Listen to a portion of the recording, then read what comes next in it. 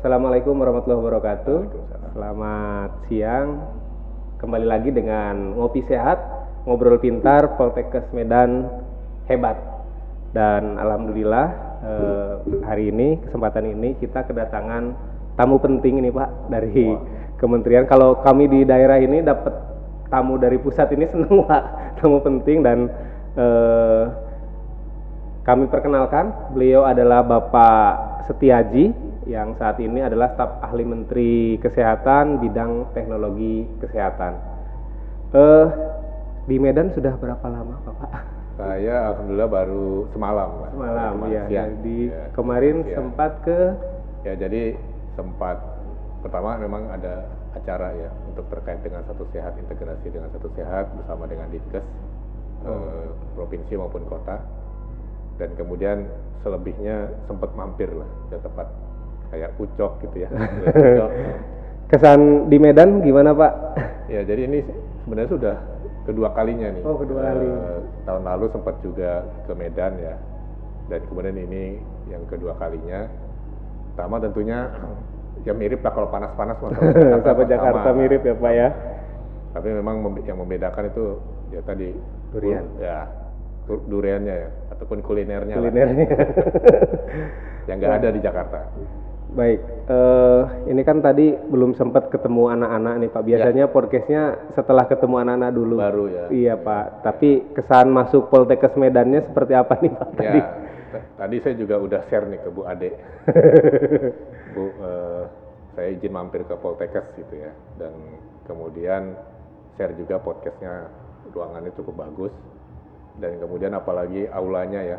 Aulanya ternyata tadi bisa menampung 1.500 sampai 2.000 Pak. Luar Ya. biasa. Saya baru lihat nih yang aula yang besar sekali dan saya lihat aktivitasnya juga cukup banyak di sini ya. Dan kalau dari posisi sangat strategis sekali, ternyata dekat sama Ada Malik ya. Ya, dekat rumah sakit Ada Malik. Ini jalan besar Pak, di Jalan Jamin Ginting, salah satu jalan terpanjang di dunia katanya. Wah. Jadi Karena dari panjang sekali ya. Iya, dari Medan sampai Brastagi sampai ke arah Dairi sana Pak. Ya. Jadi kalau lihat posisinya sangat strategis sekali, jadi ini keuntungan banget sih buat Poltekkes. Baik Pak. Nah, terkait dengan Satu Sehat nih Pak, Ya. memang banyak juga teman-teman. Kebetulan kan Poltekkes Medan ini rata-rata mahasiswanya 5.500 dan per tahun kami meluluskan sekitar 1.500 tenaga kesehatan. Apa nih Satu Sehat itu Pak kira-kira? Ya, nah mungkin sobat sehat ya, pengen tahu lebih detail mengenai Satu Sehat. Jadi Satu Sehat ini program yang dari Kementerian Kesehatan ya, untuk kita bisa mengintegrasikan data-data kesehatan. Yang saat ini bagi sebagian teman-teman pasti selalu ribet ya, bawa berkas, kemudian ke rumah sakit juga selalu ditanya. Pertanyaan yang selalu ditanya apa biasanya? Punya alergi obat nggak? Oh betul. Kemarin habis minum obat apa gitu. Nah itu selalu ditanya. Nah, jadi dengan ada Satu Sehat, kita ingin agar data rekam medis pasien itu bisa terintegrasi walaupun beda-beda layanan kesehatan. Jadi masuk ke Satu Sehat platform, kemudian nanti bisa diakses oleh teman-teman sekalian melalui Satu Sehat Mobile. Dulu ingat ya, Peduli Lindungi. Iya betul, Peduli Lindungi. Peduli COVID ya Pak. Itu pengalaman kita dulu mengintegrasikan data COVID, kemudian kita teruskan untuk seluruh layanan kesehatan. Jadi kurang lebih seperti itu, kita ingin agar data layanan kesehatan itu terintegrasi sehingga dokter bisa lebih tepat melakukan diagnosis, termasuk treatment, termasuk masyarakat bisa akses data rekam medisnya, dan banyak fungsi lain yang kita masukkan di Satu Sehat. Nah ini juga Pak, saya kebetulan salah satu para pekerja perantau ini kan Pak. Pekerja perantau itu kadang kalau kami berobat, saya ini orang Ciamis kan Pak, orang Jawa Barat, ditugaskan di sini. Kalau sudah berobat di Ciamis nih, dulu ini sebelum ada Satu Sehat, berobat di sini, diperiksa lagi ulang. Nah, apa dengan Satu Sehat ini otomatis data yang di sana bisa dilihat sehingga tidak perlu Betul sekali. pemeriksaan Itu ulang. harapan kita. Jadi ataupun ya rencana besar kita itu tadi ya mau kemanapun gitu ya. Apalagi kan masyarakat Indonesia suka mobile. Itu bisa diakses oleh dokter yang ada di lokasi tersebut gitu. Kemudian untuk penggunaannya sendiri Pak, Pasienkesnya sekarang targetnya kira-kira sampai kapan atau sekarang udah berapa persen yang menggunakan atau seperti ini apa? Kan kita meluncurkan ini, meluncing ya platform satu saat itu kurang lebih di bulan Juli tahun 2022 ya. Jadi 6 bulan setelah kita meluncing Blueprint, kemudian setelah COVID mulai melandai, nah kemudian kita mulai melakukan integrasi dengan target kita 60.000 layanan kesehatan. Seluruh Indonesia 60.000. Yang paling besar memang dokter praktek mandiri. Puskesmas ada 10.000, kemudian rumah sakit ada kurang lebih 3.000, kemudian ada klinik private ya, itu ada 18.000, jadi termasuk lab ada 1.000-an ya, jadi total kurang lebih 60.000 lah. Nah, kita mulai dari Jawa dulu, Pulau Jawa yang sudah lebih siap ya. Baru masuk ke ini daerah Sumatera, Kalimantan, dan lain sebagainya. Nah saat ini alhamdulillah progresnya sudah 60%. Paskes 60% yang terintegrasi dengan Satu Sehat. Artinya kalau kita berobat di Jawa, data rekam medisnya ketika berobat di Sumatera juga bisa terlihat gitu ya Pak. Wah luar biasa ini. Untuk ke tenaga kesehatan nih Pak. Ini kira-kira pentingnya apa nih paham soal Satu Sehat ini, penggunaan aplikasi Satu Sehat ini? Nah tentunya bagi tenaga kesehatan tadi ya, seperti saya sebutkan kan bisa tahu riwayat kesehatannya, riwayat kesehatan pasiennya. Kedua juga bisa memonitor terhadap kesehatan masyarakat ya, ini khususnya yang di kesehatan masyarakat. Kan selama ini kalau misalnya Pak A gitu ya, dia ada di Medan, kemudian ternyata diabetes, dihitung sebagai diabetes mungkin kan misalnya angkanya 10 gitu ya. Nah kemudian dia ke Jakarta selama sebulan, diperiksa lah, diabetesnya sudah turun. Nah di Medan masih tetap disebut 10 kan, karena nggak terintegrasi, sehingga datanya jadi nggak akurat nih untuk layanan kesehatan. Sehingga kalau ini integrasi langsung berubah di Kota Medan, angka jadi 9 kan. Datanya data pasti ya Pak? Ya, datanya real kan. Nah, bagi petugas nakes, bagi nakes sendiri itu kita bisa menentukan, merencanakan lah kebutuhan tenaga kesehatan kita yang lebih tepat lagi gitu kan. Dari data yang ada, jadi kita bisa lihat peta persebaran penyakit. Ya, misalnya di Medan paling banyak apakah diabetes, hipertensi, stroke, dan sebagainya, sehingga kita bisa menyiapkan tenaga-tenaga yang lebih baik lagi ke depannya, termasuk mungkin kebutuhan perawat ya ke depannya akan masuk lebih ke paliatif. Baik, wah luar biasa sekali. Jadi kalau masyarakat itu Pak, model ini kan ke nakes sudah, kemudian ke dinas juga sudah masuk, artinya ke kampus produsen nakes juga sudah masuk. Ada anak juga, kami kebetulan juga disiapkan satu mata kuliah khusus untuk kebijakan baru kementerian Pak di Poltekkes, itu yang membedakan Poltekkes dengan yang di kampus yang bukan di bawah Kementerian Kesehatan. Nah kalau ke masyarakat Pak, sosialisasinya ini biar masyarakat ini bisa lebih paham, atau kami juga mungkin nanti bisa membantu melalui penelitian, pengabdian masyarakat dan lain sebagainya ke masyarakat. Jadi makanya salah satu tujuan kami juga ke Poltekkes adalah ada support dari Poltekkes. Karena Poltekkes tersebar kan di seluruh wilayah Indonesia gitu ya.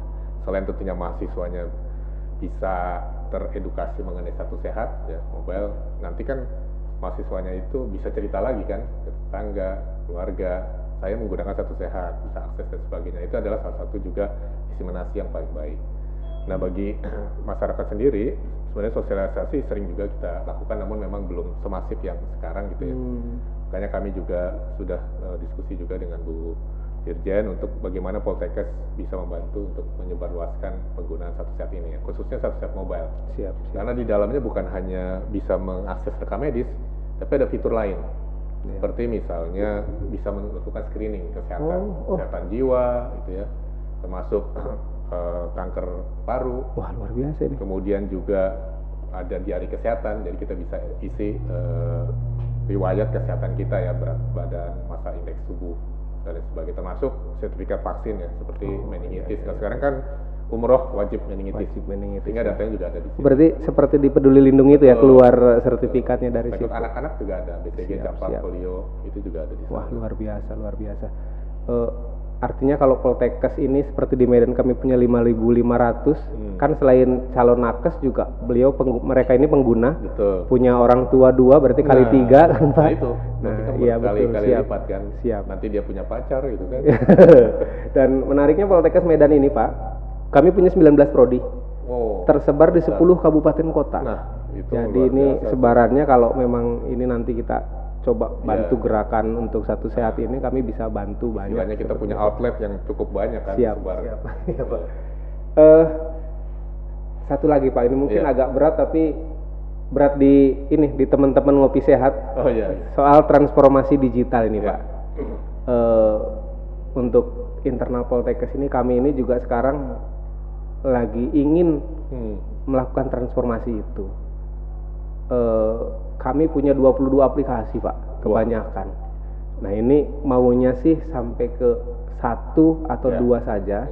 Nah ini sekarang kami sedang mengintegrasikan itu mulai tahun ini Pak, dengan kepemimpinan Ibu Direktur yang baru ini. Kalau di kementerian atau arahan untuk UPT atau seperti apa Pak kira-kira ini Pak? Ya saya lupa tadi satu lagi. Jadi selain tentunya rekam medis ya, dengan ada satu sehat, kita akan ujungnya itu mensimplifikasi, mengurangi aplikasi-aplikasi, khususnya di layanan kesehatan. Seperti puskesmas itu ada 50-an aplikasi yang harus diinput. Kemudian di rumah sakit juga banyak sekali ya, sama lah hampir 50-an juga. Nah kan isunya itu kan setiap penyakit itu ada aplikasinya. Iya betul. TB ada sendiri, malaria ada sendiri. Nah, padahal kalau kita ambil dari rekam medis, ya buat apa lagi ya? Ya nah, betul. Itu tinggal dipisahkan ya Pak. Betul, ini yang langsung kerekap. Iya, otomatis. tinggal kerekap. Diabetes berapa, malaria berapa dan sebagainya. Nah, jadi dengan adanya satu sehat ini, itu adalah salah satu tujuan kita mensimplifikasi. Nah, arahan ini sebenarnya sama untuk semua jajaran Kementerian Kesehatan ya, termasuk Poltekkes. Artinya nanti bisa mulai mengelompokkan mana yang bisa disatukan fungsi-fungsinya dan kemudian mana yang secara fitur bisa kita gabungkan ya. Prinsip sebenarnya mulai dengan ini dulu single sign on. Iya. Kita bisa melalui itu dulu single sign on, baru nanti disimplifikasi lah. Aplikasi yang nggak perlu ya dimatiin aja. Siap. Belum lagi capek loh melihara banyak aplikasi. Betul Pak. Selain tidak efektif, kurang efisien juga ternyata. Iya Pak. Jadi di Poltekkes Medan ini kemahasiswaan punya sendiri, akademik punya sendiri, keuangan punya sendiri. Nah begitu sinkron beda. Beda pasti. Ini beda. Jadi ini yang sedang kami lakukan dan ini Pak, ada semacam kami juga mau launching namanya Digifast Pak. Oh Digifast, itu singkatan. Kayaknya lebih ke satu Poltekkes seperti satu sehat itu. Jadi kami mohon testimoni dukungan. Sih, saran saya sih harusnya, ini kan Poltekkes sebenarnya bisnis prosesnya sama. Siap. Ya jangan masing-masing bikin lah. Satu aja kita buat gitu ya. Kalaupun mau dibuat bareng-bareng aja. Dibuat bareng-bareng tenaganya gitu ya, dikumpulin, mau bikin yang sama ya digunakan secara bersama, jadi akan lebih efisien. Siap. Ya, ini mirip juga nanti dengan rumah sakit, saya juga ingin melakukan itu. Sekarang portalnya masing-masing beda-beda, sayang biayanya, tenaganya gitu. Baik. Kenapa nggak guyup gitu? Iya Pak, betul. Jadi kemarin tim DTO juga sudah sempat kesini kan Pak, teman-teman DTO juga. Jadi Bu Direktur juga konsul dengan Bu Dirjen. Kalau di sini berhasil, ini kan Medan ini miniatur Indonesia nih Pak, Poltekkes Medan, karena letak geografisnya agak sulit, agak jauh juga. Jadi kalau sini udah berhasil, tinggal dipakai untuk Poltekkes yang lain. Jadi kalau mau dipakai Poltekkes yang lain ya silakan gitu. Siap.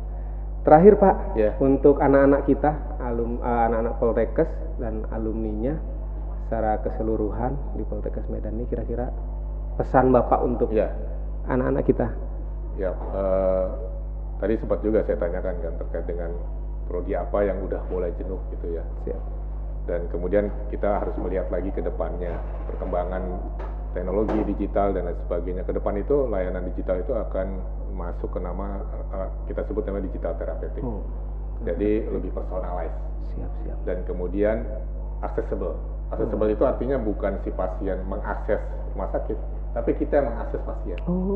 Ya, jadi sekarang ada wearable device dan lain sebagainya, sehingga tentunya anak-anak didik kita harus paham terhadap digitalisasi khususnya rekam medis gitu ya. Apalagi istilah-istilah terminologi ICD-10, ICD-9, Sonoma City. Nah, makanya mungkin nanti juga perlu perekam medis ya. Oh iya, rekam medis itu juga perlu disiapkan. Nah, khusus untuk yang teman-teman yang ada saat ini di jurusannya ya kita mulai masukin lah pengetahuan teknologi ke depan itu seperti apa ya. Mulai lebih ke remote care ya. Terus kemudian virtual service care dan lain sebagainya itu di negara-negara luar udah mulai gitu. Termasuk AI ya. Iya, sekarang lagi tren Pak AI. Bisa apa aja, tapi jangan hati-hati, dia bisa halusinasi ya, siap. Nah, itu minimal udah mulai dikenalkan lah. Gitu.